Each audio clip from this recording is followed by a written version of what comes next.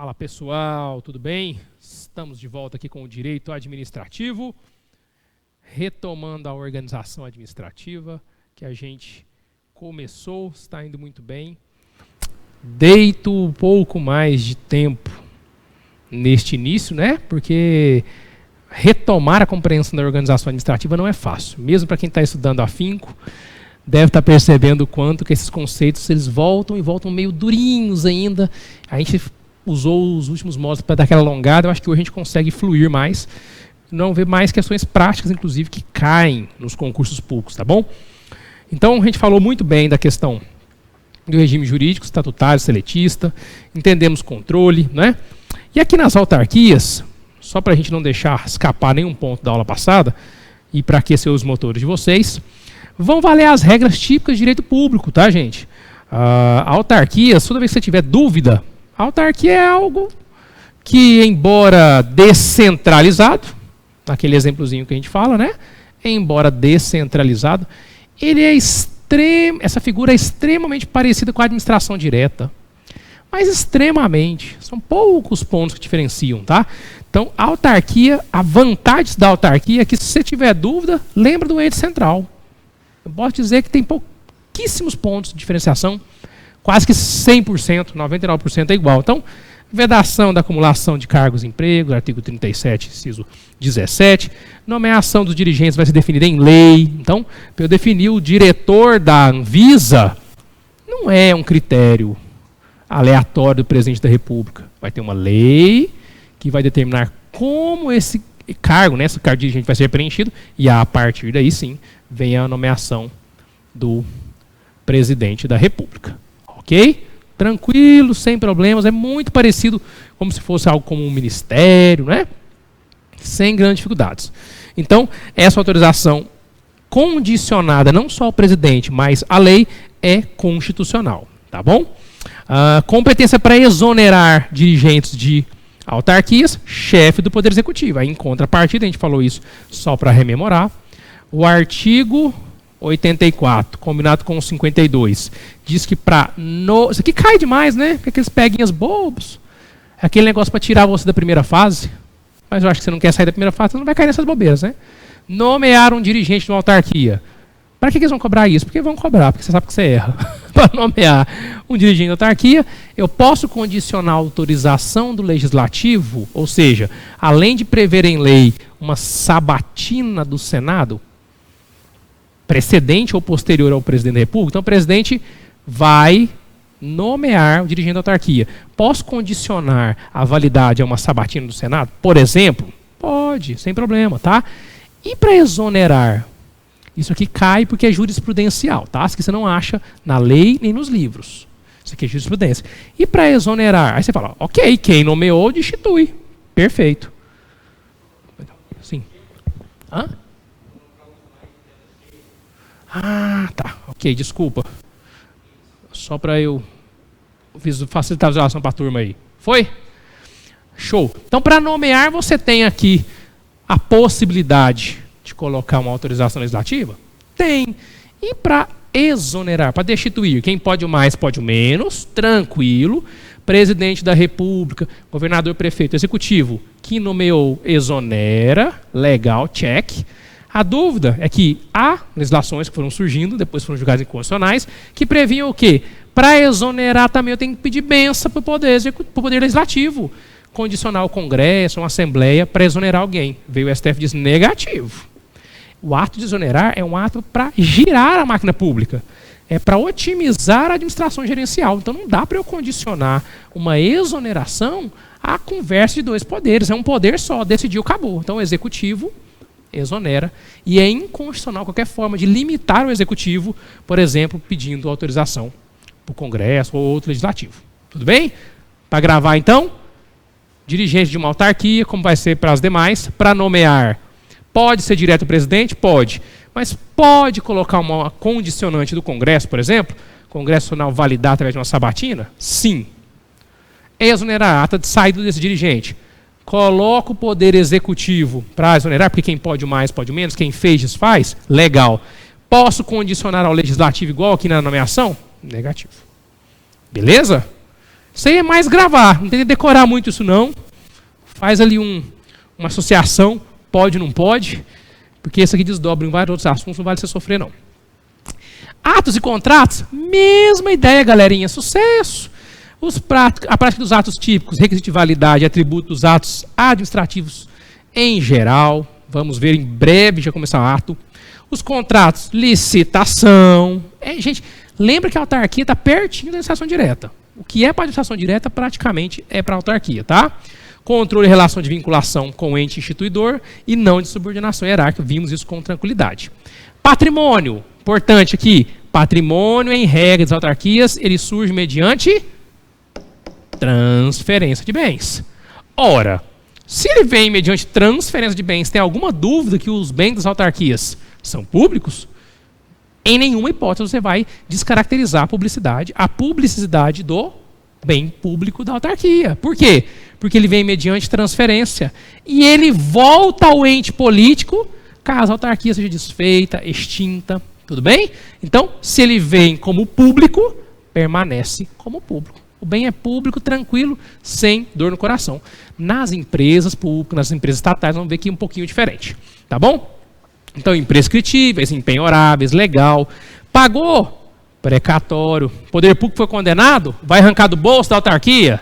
O dirigente vai fazer uma TED, um PIX. PIX entrou hoje, foi hoje que entrou o PIX? O presidente vai fazer um PIX para pagar você lá os 50 mil que você ganhou, porque você entrou com uma ação contra a Anvisa, porque ela autuou o seu estabelecimento lá de modo indevido, causou um prejuízo, você ganhou uma ação na justiça contra eles, aí você vai condenar, vai fazer um bacen-jude?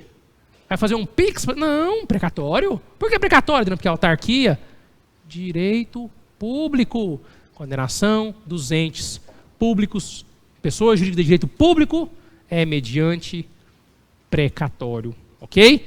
Vai escrever, respeitando o artigo 100 da Constituição, toda aquela ordem cronológica que vocês já sabem muito bem.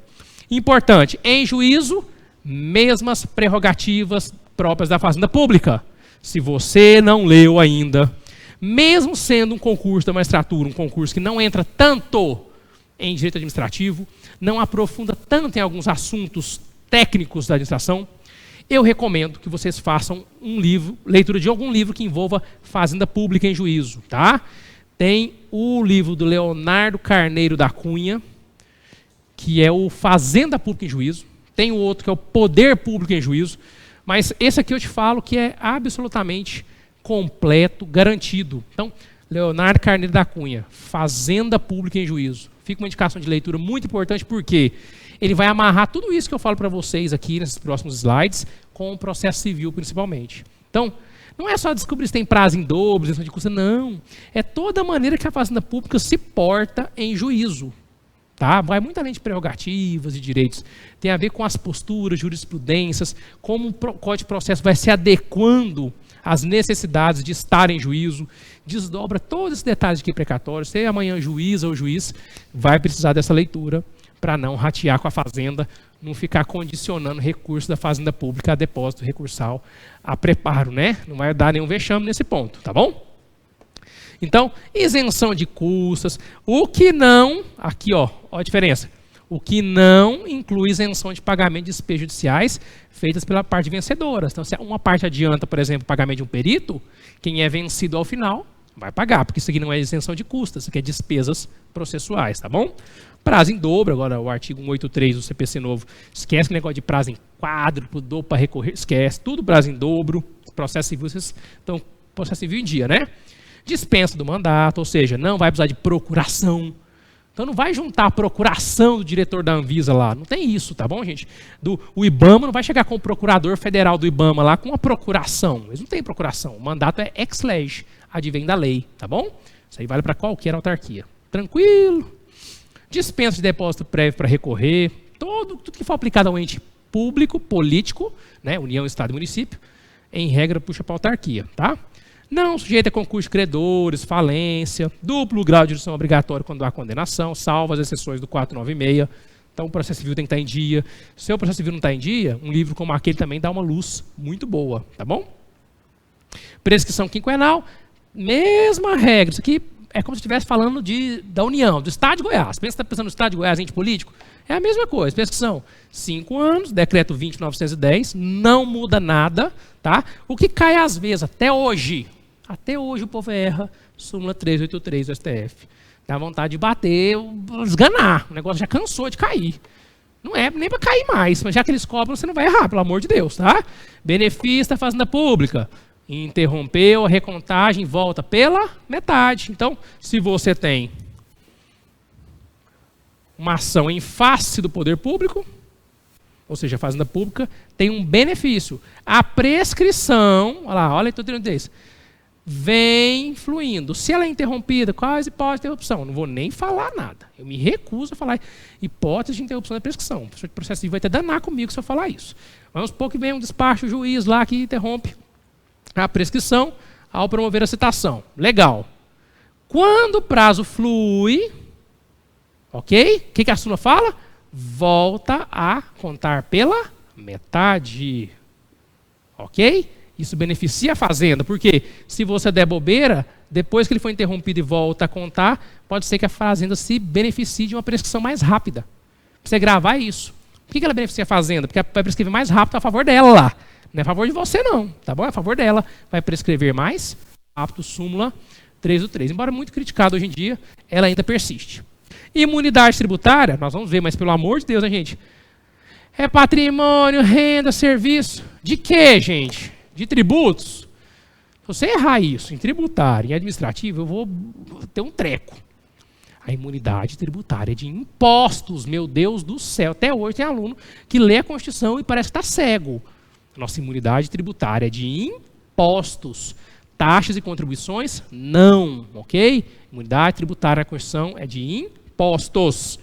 Sobre patrimônio, renda e serviço, desde que vinculados à sua finalidade essencial ou da renda deles provenientes. A STF já manifestou isso. Tranquilo, não tem dificuldade.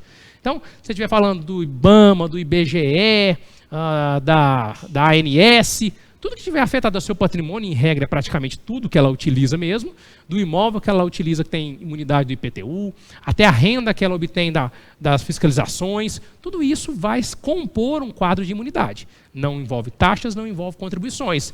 E, obviamente, se houver alguma atividade, algum contrato que não esteja dentre as suas atribuições, aí a imunidade é um pouco mais restrita. Então, eu diria que é mais ou menos assim o círculo.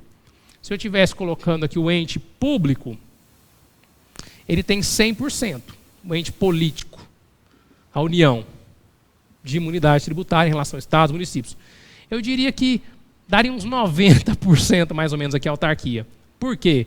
Porque pode ser, muito excepcionalmente, que se ele tiver algum aspecto da sua atividade que não compõe as suas finalidades precípuas, isso não vai ser colocado como um pacote de imunidade. A União, Estado e Município, por que ela tem imunidade recíproca completa? Porque presume que União, Estado e Município existem por um motivo de prestar serviço público. Não vai ter uma necessidade de você diferenciar. Agora, a autarquia da Anvisa, ela não tem que se preocupar com alguma questão que não seja ou outra maneira indireta com a vigilância sanitária, por exemplo.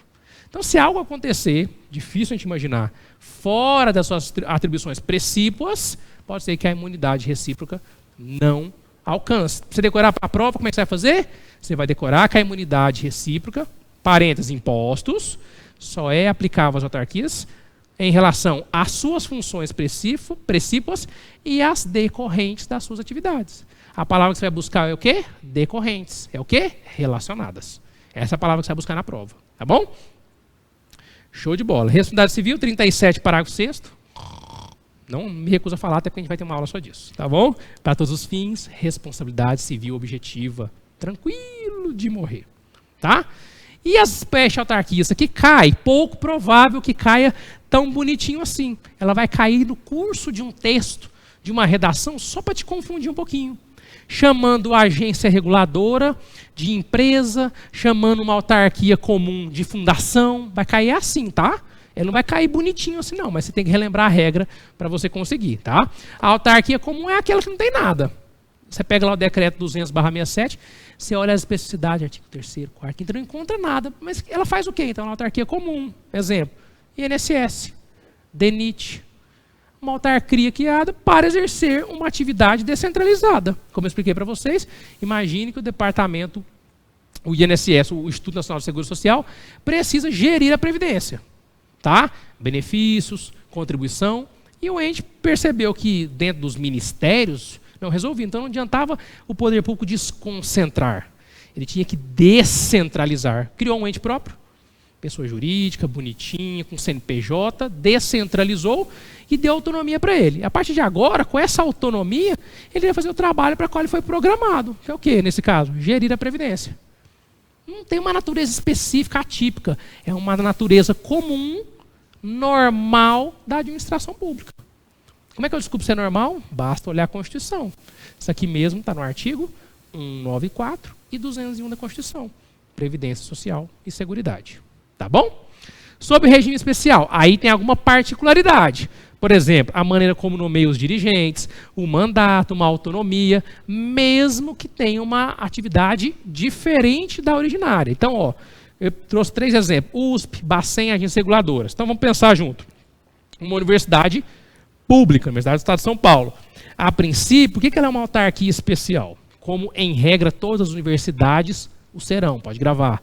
Todas as universidades serão. Todas que forem autarquias de regime especial, e posso dizer que todas as federais são, ela é concebida para ter, por exemplo, um reitor. Então, um reitor é um dirigente com nomeação atípica. Inclusive, vocês, fazendo concurso de magistratura, prestem atenção. Mandado de segurança em face de reitor de universidade pública, federal, Justiça Federal. Mandado de segurança em face de reitor de universidade particular, Justiça Federal também. Tá? Voou. Então vamos voltar. Se você tinha prestado atenção aqui, você tinha entendido. Mandado de segurança em face de reitor de universidade federal, Justiça Federal. Mandado de segurança em face de um reitor, de uma universidade privada mesmo. Problema dela, não tem nada público, não ganha real do poder público. Justiça Federal também. Por quê, gente? Porque aqui o reitor de uma universidade, que é uma autarquia, ele é um delegatário da função pública federal de ensino. Viu como é que eu sempre falo que interdisciplinar é tudo? Constitucional está vinculado ao administrativo. Se você abre a Constituição, você vai ler que o ensino permite que o Estado, além de fornecê-lo, autorize o mercado, os particulares a explorá-lo. A gente falou isso nesse quadrinho lá passado, depois a gente retoma se for o caso desse quadro, sem problema nenhum. Assim como saúde, previdência, a educação é aquele tipo de serviço público que o Estado prioritariamente explora, mas sabendo o tamanho desse serviço público, ele permite que o particular também o faça. Não permite? Permite. Só que tem um detalhezinho básico, você não vai esquecer isso nunca mais. Porque isso cai lá no constitucional, mas eu já vou dar aquele mole para você. Ensino infantil, responsabilidade do poder público na esfera municipal. Ensino fundamental e médio, responsabilidade da esfera pública e estadual. Ensino superior, responsabilidade do poder público federal. O que isso quer dizer? Que para você abrir uma faculdade, qualquer que seja, todo o seu trâmite é via MEC. Tá ok? Autorizações, quando você abre uma escola de ensino fundamental, é perante o Estado de Goiás. O ensino infantil perante o município. Isso aí de modo bem resumido, bem direto, ok? Entendeu a razão de ser? E isso que eu falo, faça link o tempo inteiro com as matérias. Tudo bem que isso aqui é um pouquinho de condicional. Então, se educação, o Estado explora e permite que o particular também o faça, tem que ter sempre essa rede de vinculação. Tudo bem? Então, ó, nesse caso aqui, o mandado de segurança em face de uma universidade, ainda que ela seja privada, Estado que for, mandado de segurança, olha que, gente, autoridade coatora. O que é a autoridade coatora? Aquela capaz de desfazer o ato. Ok? Então, se o ato não é do reitor, ele é a autoridade coatora para desfazer esse ato. E ele, o desfazendo, ele não está falando como o dirigente da universidade, ele está falando como um servidor, que a gente chama de colaboração, né? Um servidor delegatário da função pública. Tá, vamos ver delegação daqui a pouco no ato. Que delegatária é essa? Da função pública federal. Portanto, competência da Justiça Federal. Isso cai. Isso é o tipo de coisinha que cai. Porque não está claro no livro, mas você não é bobo, você já entendeu aqui. Né? Entendeu? Se não entendeu, a gente repete. Mas eu acho que ficou fácil, não ficou? Tudo bem, galera? É isso que é a agência reguladora. Você tem que olhar se há alguma característica específica. Bacen. Não vou nem explicar, né? Bacen. Agências reguladoras, vários exemplos. O fato de Bacen ser uma autarquia em regime especial é bastante indutivo.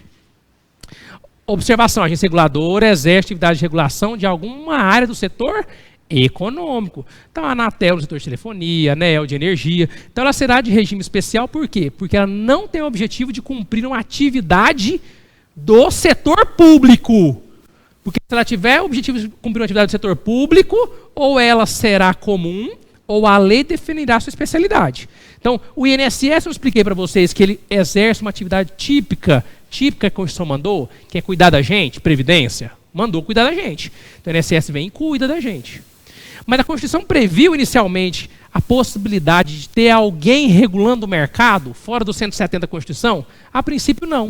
Então, as agências reguladoras vêm com esse papel de pegar um setor da economia, um setor do mercado e fiscalizar mais de perto. Então, claramente, ela está num regime especial, não no regime comum, porque não é uma atividade princípio do Estado. Beleza, galera? Show de bola, hein? Na dúvida, pergunta. Ah, bom que a de Pietro já dá uma mão para a gente nas agências reguladoras. 2 tipos. Exerce poder de polícia, fiscalização, repressão, Anvisa e ANS são as mais comuns, né? E as que controlam atividades em objetos de concessão, permissão, autorização de serviços públicos. Exemplo clássico, a ANP Petróleo, ANA, Agência de Águas. Então, a de Pietro faz a divisão que é interessante, não é obrigatório saber disso, mas ajuda. Agências reguladoras que exercem poder de polícia e agências que exercem controle de atividades que são exploradas por intermédio de serviços públicos delegados. Ok? Então, imaginemos que a gente tinha antes a Telebrás. A Telebrás deixa de existir para ter várias empresas de telecomunicação privadas.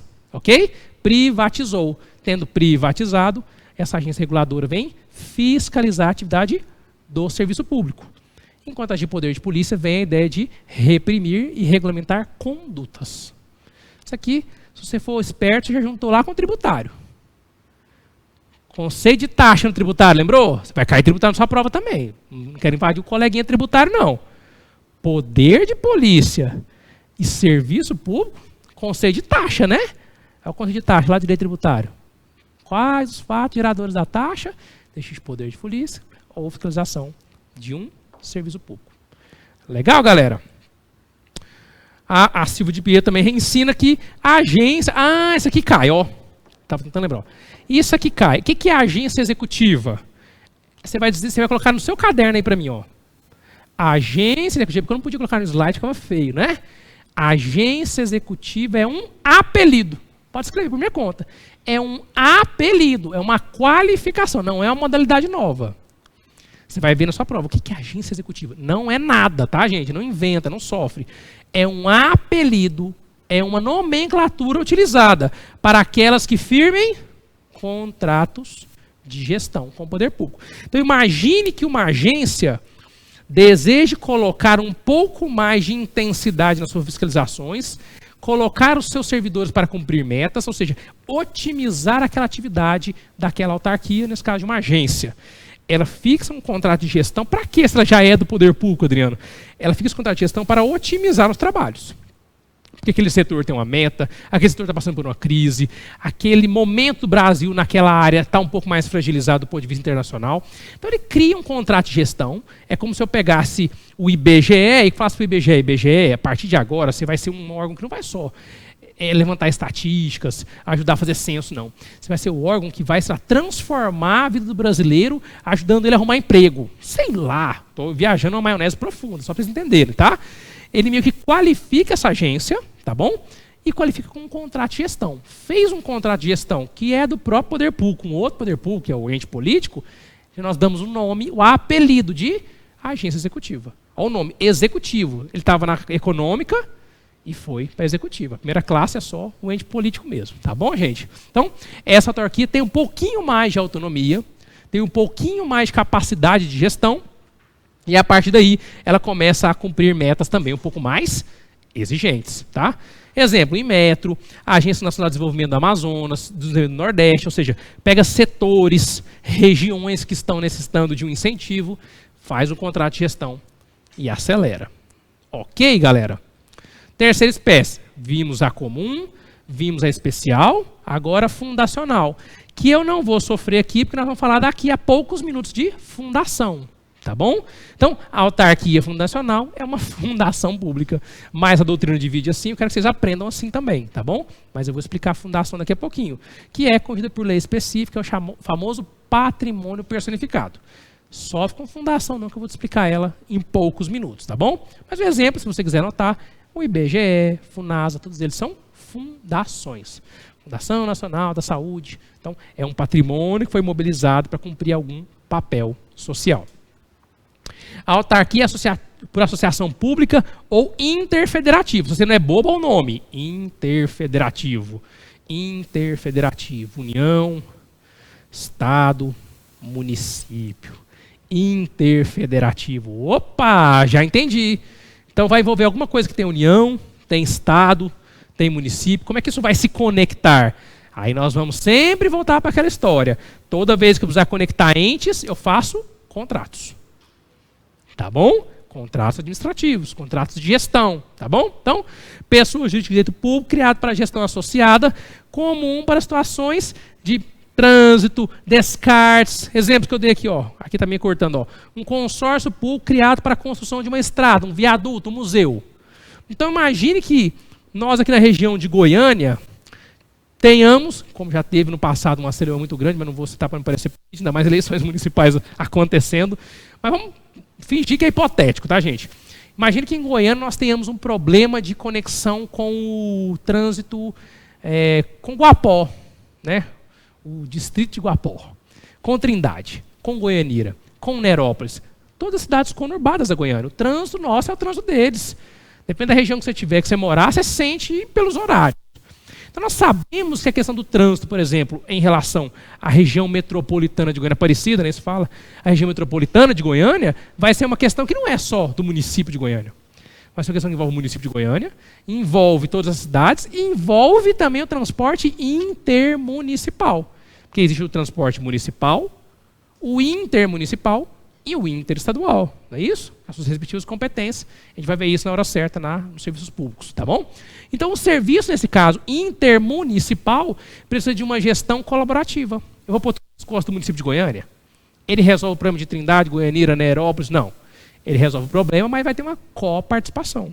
Então, na hora que eu crio um ente que vai ajudar a gerir, aqui vai ser o quê? É uma comissão? É a CDTC? É a Metrobus? Nós vamos ver daqui a pouco. Mas a ideia é, eu preciso criar um ente, e ele vai surgir como uma autarquia, porque são 3 entes políticos, 4 entes políticos, que vão se juntar para gerar um novo, e este novo vai falar em nome de todos. Porque senão cada um puxa a sardinha para o seu. Tudo bem? Cada um quer gastar menos que o outro. Então a gente elege um ente, e esse ente cuida da gente. Sob a forma de autarquia. Tranquilo? Sim.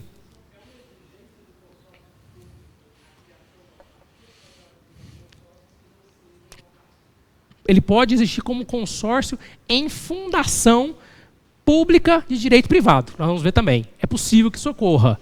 Só que a dificuldade que você vai ter, na verdade, é que ela vai passar por um ato constitutivo. E esse ato constitutivo vai dar uma certa perenidade para aquele ato. E muitas vezes o que se espera desse aí é que ele resolva uma questão normalmente mais transitória. Né? Facilidade, porque a autarquia você cria ela por lei já. Né? Você já sai da lei criada. Diferentemente de um consórcio público que vai ter o ato de registro. Todo ato de registro que envolve uma fundação pública, direito privado ou direito público, vai precisar dessa consolidação do ato, que a lei prevê, o ato de registro dá o nascimento, a existência. Né? Então, talvez tenha dificuldade, mas o impedimento por si só não tem. Tá bom? Então, Consórcio público, né? Até fiz um quadrinho lá. Nós vamos voltar isso aqui em fundação também. Personalidade jurídica de direito privado ou direito público. Aqui, se eu fizer um consórcio de direito privado, que é mais ou menos essa ideia, eu consigo alcançar. Mas aqui, na modalidade de associação, eu consigo fazer uma administração indireta. E por que pode ser mais interessante? Nós vamos ver agora nas empresas públicas e personalidade de direito privado, como são as empresas estatais, a gente vai ter algumas dificuldades de ordem prática relacionado a prerrogativas, custos, tá? Então a gente tem que ter sabedoria também. Para que eu vou criar? Se eu não puder usufruir das mesmas prerrogativas de direito público, talvez o consórcio já chegue em desvantagem financeira. Então tem que fazer uma escolha também pensando no aspecto prático, né? Então o consórcio público pode ser constituído tanto como pessoa de direito público, assume a forma de associação, tá bom? Como de direito privado, tá? As associações, é porque está cortando aqui, vou ler por aqui. As associações, natureza de autarquia. Ó o amarelinho, tá de amarelinho? Autarquia. Então ela é personalidade de direito público e integra a administração indireta. Então se alguém falar assim, associação pública, para isso sua prova, associação pública. Aí você vai lembrar, existe a administração direta, indireta, e existe o que não é a administração pública, que nós vamos ver daqui a pouco, que é o particular e os entes paraestatais, que estão ao lado, né?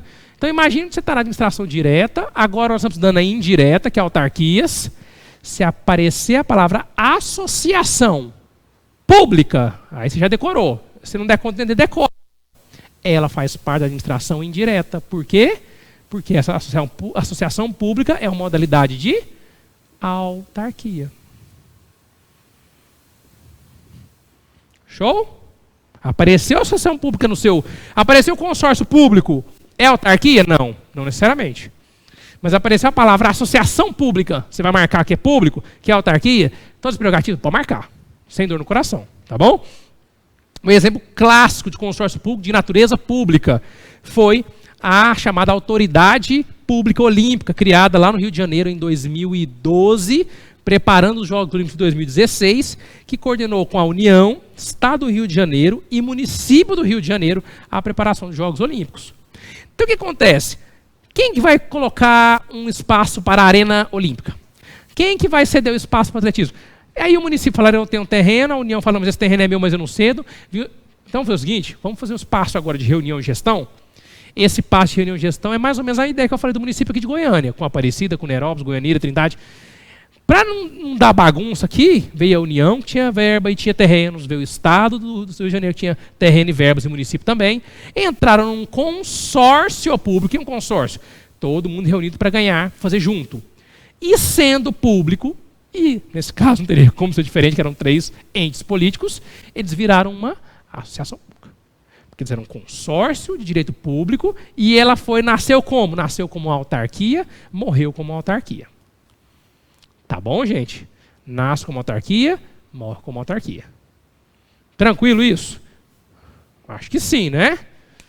O que vai cair na sua prova? Confundir você. Associação, consórcio, fundação. Vai cair assim, só você ficar confuso. A ideia em si é relativamente simples. Vou falar de fundação daqui a pouco, vou trazer algumas questões para a gente debater e você nunca mais esquecer. Mas para agora, o que você tem que saber? Nós estamos falando de administração indireta, que é uma autarquia. Das modalidades que a gente viu até agora, nós estamos tentando uma modalidade chamada associação pública ou consórcio público. Quer dizer o quê? Serão entes... Olha a expressão que a gente usa aqui, gente. Se você se perdeu um pouquinho, nós chamamos de autarquia de associação ou interfederativa. Interfederativa. O que é a Federação Brasileira? A Federação Brasileira será composta de União, Estados, Municípios e UDF, não é isso? Então, esses caras têm que estar aqui presentes. Show? Sim, hein? Espero que sim. Vamos falar de fundação agora para arrematar essa ideia. A fundação pública, Decreto-Lei 200/67. Se tem uma legislação que a gente tem que bater palma, é para esse decreto, né? Que o danado é de 67. E até hoje vai rompendo fronteiras, fluindo e indo muito bem a propósito. Então, Decreto-Lei 200/67, você tem que ler? Não, você tem que decorar. Tá? tirando alguns pontozinhos que se você ficar muito cego nele, você se perde, que tem conceitos já ultrapassados, mas a ideia e principalmente os institutos, o Decreto-Lei 200/67, leitura obrigatória, né? Se tivesse uma leitura para a gente já ter feito até hoje aqui, é o 200/67. Tá bom? Então o que é a fundação pública? Entidade dotada de personalidade jurídica, direito privado sem fins lucrativos, criada em virtude de autorização legislativa. Tá bom? Aqui começa um problema. Por quê? Porque a fundação pública prevista no decreto, ele já taca o pau dizendo que ela é privada. E era até 88. E era até 88. Com a Constituição Federal, nós não temos mais esse limite. A fundação pode ser pública, como pode ser privada. E ela, agora que é a pegadinha, ela pode ser de natureza pública e regime público e de natureza pública e regime privado. Calma, vamos ver juntos, tá bom? Qual que é o conceito doutrinário? Um pouco melhor. Entidade da administração indireta. Pronto. Já sei onde eu estou, pelo menos. Eu estou tomando tiro, não sei de onde que vem. Então, estou na administração indireta. Se você estiver acompanhando a aula, tinha lá o Estado e município, e na indireta tinha as autarquias e as fundações. Nós estamos nesse 2. Daqui a pouquinho nós vamos ver as empresas, que eu chamo de empresas estatais, que é a empresa pública e a sociedade de economia mista. Depois a gente vê o terceiro setor aqui. Tá? Nós estamos aqui no item 2. Então você já sabe, não é tão ruim, você já entendeu que é a administração indireta. Opa! Então é poder público. Legal. Mediante a personificação de um patrimônio. Isso aí você já sabe lá do direito civil. Isso aí você tem que saber, gente. O que é uma fundação é eu colocar em um patrimônio uma função. Então eu afeto esse patrimônio em uma função, integralizo esse patrimônio em algo e a partir de então ele responde pelos seus objetivos. Adquire personalidade jurídica de direito público ou privado. Então já anota, pode ser de público ou privado. Competências específicas em lei, conforme as legislações definidas. Legal. Importante, a Constituição Federal em si não faz essa distinção, ela não nos ajuda traçando. Por isso que às vezes é um pouquinho confuso. Então nós vamos fazer isso através de conhecimento doutrinário. Então, antes de qualquer coisa, criação e extinção.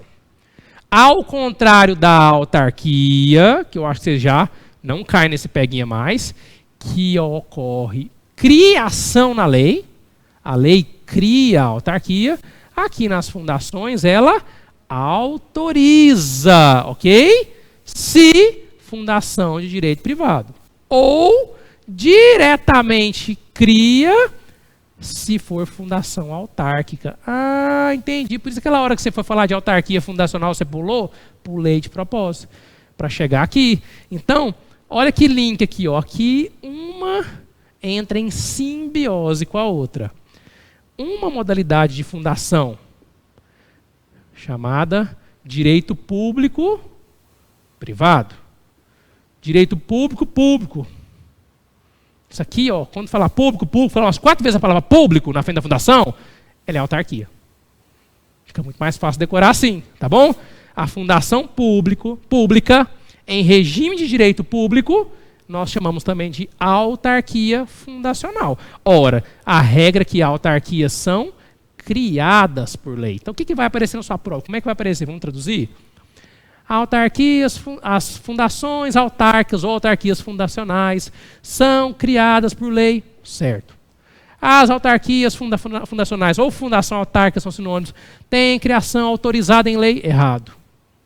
Tá? O que você tem que entender? Elas são criadas. Então, toda fundação é criada por lei? Não, só as autárquicas. As fundações que estão sob a modalidade do regime privado, elas fazem como qualquer outra empresa estatal. A lei a autoriza, mas ela só nasce no mundo quando ocorre algo concreto. Nesse caso aqui, é um ato constitutivo lá no ato de registros públicos. Tá bom? Toda vez que você tiver dúvida sobre o criar e acontecer, lembra do IGF, Imposto sobre Grandes Fortunas. Embora alguns aqui devem ser bem ricos, eu acho que ninguém aqui está sendo tributado no Imposto sobre Grandes Fortunas. Vocês lembram lá da Constituição Federal? Por quê? O que tem na Constituição Federal? Exatamente. Enquanto não vier a lei complementar regulamentando o IGF, ele teoricamente existe, só que ele não é uma norma constitucional auto-executória. Ou auto-executável para alguns. Ela é uma norma de eficácia limitada. Entende o paralelo que eu estou fazendo com o constitucional? Talvez se tiver dúvida aqui, o ato de ser criado diretamente pela lei, ela já é criada e já está valendo. Eu só preciso de regulamentar. Se algo é autorizado por lei, ela ainda não existe no mundo. Tudo bem? Eu autorizar você a fazer uma coisa, você pode fazer ou não. Guardem isso com muito carinho, tá bom? Iniciativa do chefe do Poder Executivo, sem mistério. Não, isso aqui cai porque vocês vão fazer concurso da magistratura estadual. Presta atenção. Não se sujeita ao controle especial que o MP exerce sobre as fundações lá do Código Civil. Pelo amor do Santo Cristo, não confundam curadoria especial com curadoria fundacional. O que é a curadoria, chamado de curadoria do MP, é quase o apelido? É aquela que o Ministério Público faz, chamada curadoria especial, tanto dos atos de gestão como em processos judiciais, sobre a regularidade do funcionamento das fundações privadas. Tá bom? Artigo 66 do Código Civil. Tá? Então, a nossa autarquia não está sujeita. Agora, nós não estamos falando de curadoria processual. Então, por exemplo, eu sou defensor público federal. Eu exerço curadoria em vários processos que eu atuo. Então, se há, por exemplo, um menor de idade sem defesa num processo previdenciário, onde a mãe é a autora, e ele já é, por exemplo, usufrutuário de um benefício previdenciário. Esse menor, como ele é filho daquele que pleiteia, ele precisa de alguém para ser o seu curador. Isso nós chamamos de curadoria especial processual. Tá bom? Então aqui, a de iniciativa do poder público não precisa dessa curadoria do MP para fins de funcionamento. Mas a fiscalização do MP de toda e qualquer fundação permanece. Isso é Código Civil com Código de Processo Civil. Os colegas vão aprofundar nisso, mas se quiserem também perguntar, fiquem à vontade. Tá bom? Que tipo de atividade fundação exerce? Que tipo de atividade fundação exerce? Rodrigo, é intervalo? Eu só dar um intervalinho aqui, a gente volta no próximo módulo, que eu me empolgo, né, gente?